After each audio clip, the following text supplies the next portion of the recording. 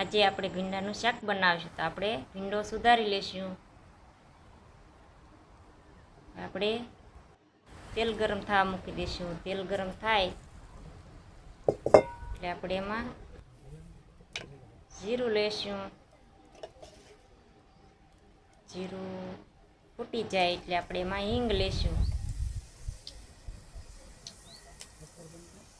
હવે આપણે એમાં ભીંડો લઈ લઈશું।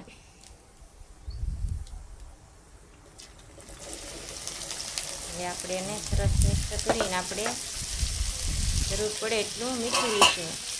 મીઠું થોડુંક ઓછું લેવાનું, કેમ કે આ ભીંડાનું શાક ખારું થવા બહુ થાય એટલે થોડુંક ઓછું લઈશું। સરસ મિક્સ કરીને આને ખુલ્લું જ ચડવાનું છે, કેમ કે જે ચીકણું નહીં થાય, જેમ ચીણા હોય છૂટા એવું આપણે આ ભીંડાનું શાક છૂટું બનશે।